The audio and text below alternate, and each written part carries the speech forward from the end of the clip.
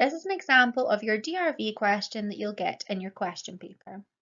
So you'll always be given a person, you'll be given table 1, which shows the dietary reference intakes, you'll be given their food intake of a meal, and you'll be given table 2, which shows the dietary analysis of the food intake.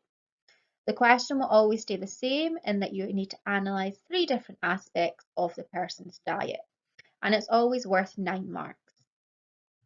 The first thing you want to do before you start to answer the question is you want to highlight the information given about the person. You'll always be given an age, in this case it's a 35-year-old. You'll also be given their gender, so it's a man, and then sometimes you're given some extra information. So this 35-year-old man is training for a marathon.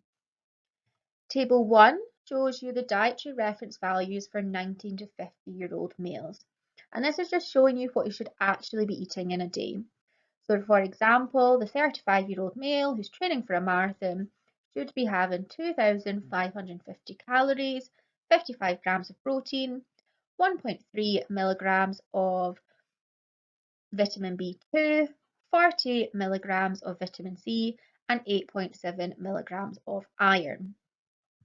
The next thing that you're given is the food intake of the 35-year-old man, and you are shown the lunch that he has eaten that day.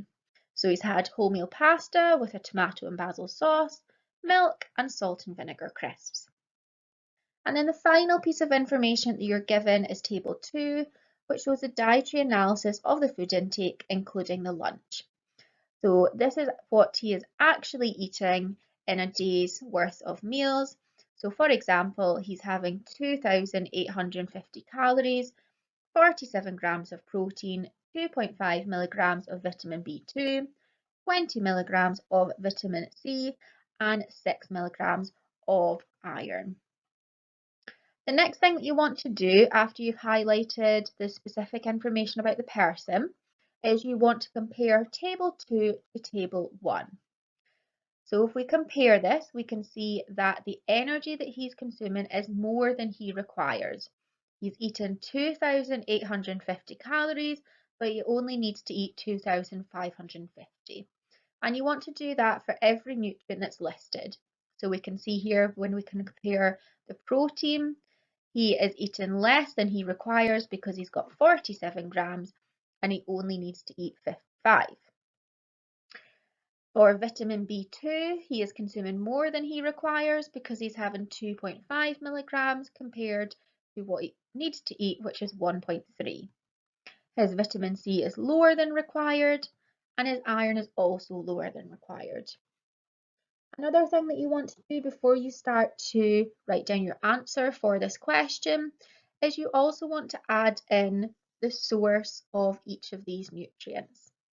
So we can see here for energy, there's 3 possible energy sources. Remember that carbohydrates, protein and fat will always give you energy.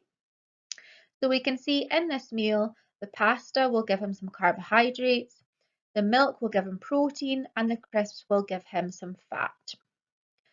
We can also see here that protein is listed as a specific nutrient, so obviously we would write milk underneath that.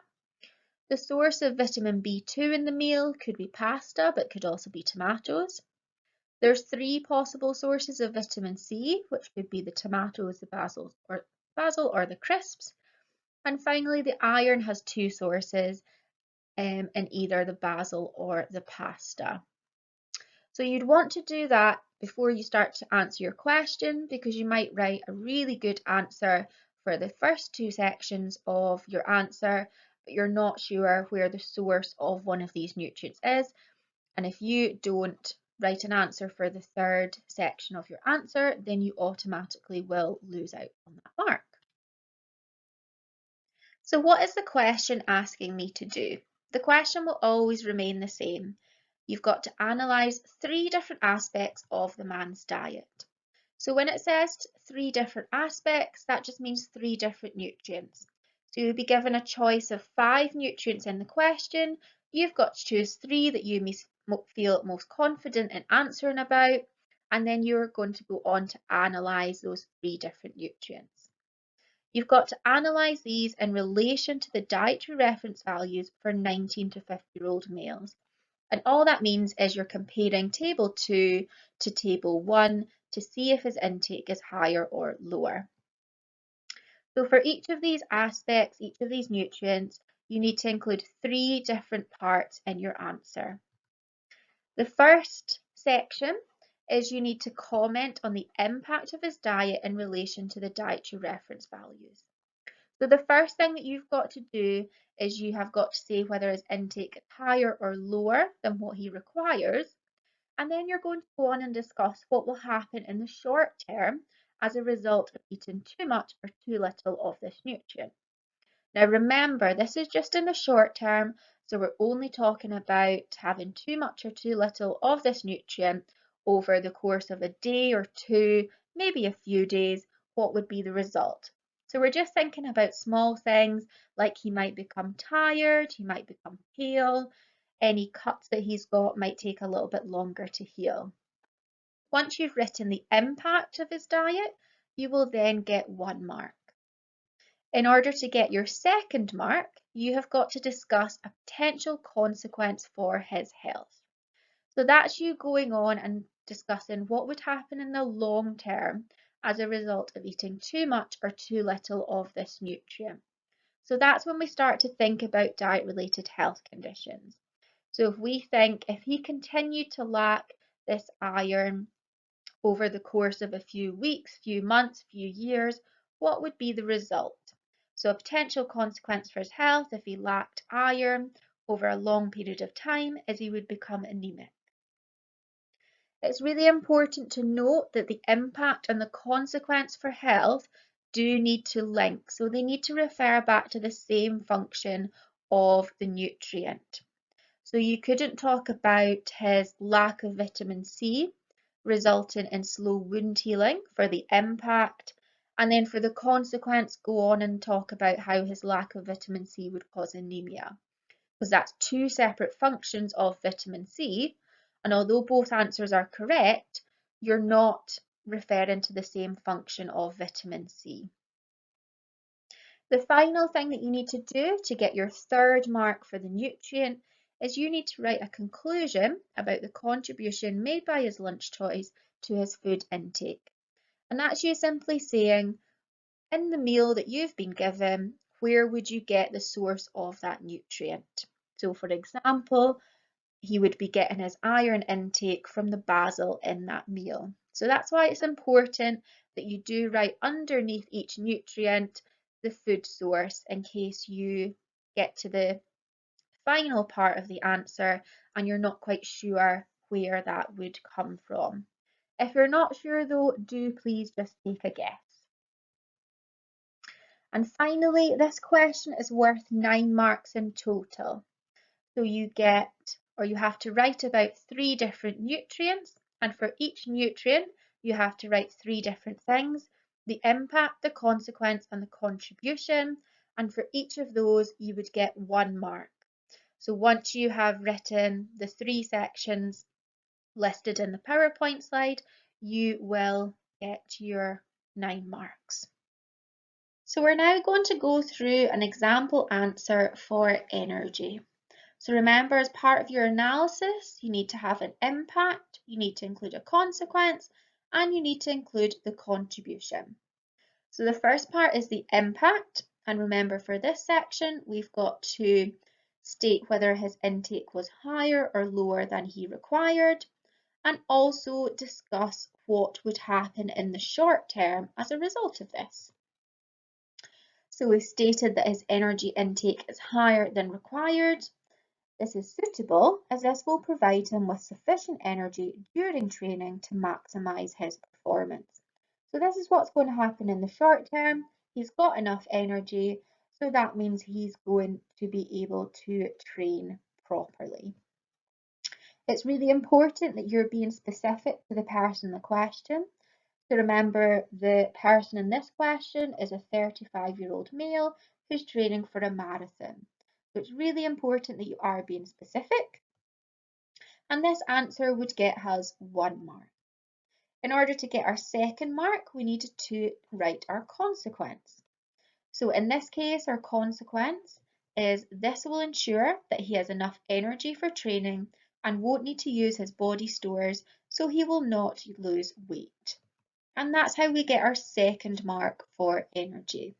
You'll see here that the impact and the consequence link. We're talking about the function of energy, which is obviously to provide us with energy, and these both link together. And then finally, we are given our contribution. So the wholemeal pasta is high in carbohydrates, which will contribute to his energy intake. And that's how we get our third mark for energy. It's really important for the energy section that you are stating the nutrient that we are getting the energy from. So it's the wholemeal pasta that's high in carbohydrates. We could have also said that the milk was high in protein and that was contributing to his energy intake. Or we could have said that the crisps are high in fat, which will contribute to his energy intake as well. And those three answers would have been acceptable. We're now going to move on to an example answer for vitamin B2. So remember for impact, we are saying if his intake is higher or lower than required. And in this case, we're saying that his vitamin B2 intake is suitable as it's higher than required. This will help him release energy during training so he will not tire easily. And again, we're being specific to the person in the question because we've mentioned his marathon training. So that would get us 1 mark. Our second mark is coming from our consequence. So we're saying in the long run, he won't need to use his energy stores, therefore he will not lose weight. And our final mark for vitamin B2 is us stating where the vitamin B2 is coming from in the meal. So we're saying that the wholemeal pasta and the tomatoes will contribute to his overall vitamin B2 intake. Remember, you only need to provide one source of vitamin B2. So you could have said the wholemeal pasta, or you could have said the tomatoes, or you could say both. Our next example answer is for protein. So in this case, we're saying that his protein intake is lower than required, which isn't good as his cells will not repair as efficiently. So that's where we get our first mark. Our consequence, so what's going to happen in the long term as a consequence of these cells not repairing as efficiently? So if he sustains an injury during training, it may be harder or take longer for him to repair damaged tissues. So that's us got our second mark for protein, and we've been specific to the person in the question because we've mentioned his marathon training. And then for our third mark for protein, we're stating that the milk is contributing to his protein intake. Our next example answer is iron. So for our impact, so the short-term consequence, we are saying that his iron intake is lower than required, which means he will have a lack of red blood cells, causing him to tire easily. So we've got our first mark. Our consequence here, we've got written this increases his risk of anemia. Although this is correct, this would not get you a mark as none of your impact or your consequence is specific to the man training for the marathon. This answer that's stated here could apply to anybody, whether they are a young child, an elderly woman, or a male training for a marathon, but is not being specific to him because it could apply to anybody. So we could change this answer slightly, saying that this will increase his risk of anemia, which will make training harder for him. And that will get us a mark. So we just need to add a little bit more detail to make it specific to this 35-year-old male training for a marathon. And then finally, we've got our contribution in that his iron is coming from the basil in the pasta sauce, which will get our third and final mark for iron.